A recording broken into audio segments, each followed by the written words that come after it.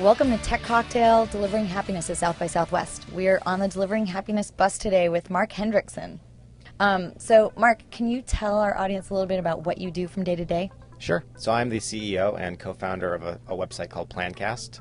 And Plancast is basically a really easy way to find out about events that you should go to. Doing a startup and building a consumer web application is all about trying to impact people's lives on a massive scale. So the cool thing about the internet is that you can build something once and have people all over use it, and it's really just the rush of finding people that you don't know who get value out of what you've done. So it's pretty simple.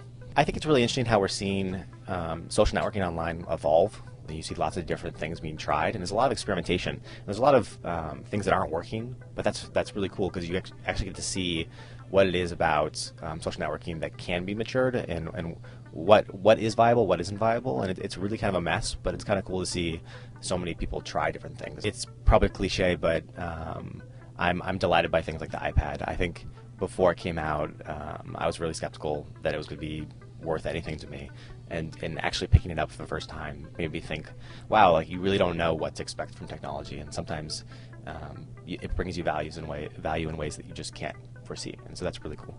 I'd love to see more Internet of Things. I'd like more and more objects in our lives to be connected to the internet in some way or another so that we can control them and get data back from them. I think there's been a lot of talk of that over the past, 5-10 years, but we haven't seen a whole lot of it yet, and so I'm kind of looking forward to when that actually happens. I fail every day when doing a startup. I think the whole process of doing a startup is trying things that don't really work very well or don't work at all.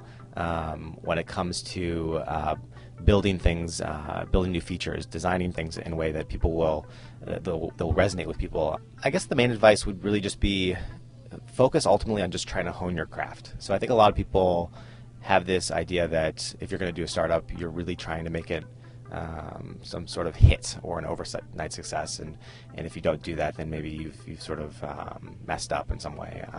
I'd love to see more people treat it as an art that they become better and better at over years of time. And so I hope that the types of people that we see at South by Southwest this week are going to be with us 4 or 5 years from now, doing even greater things from what they've learned, this year and the next. And so really, I hope people have patience when they get into it, and so they sort of learn and that this will be a long-term ambition for themselves.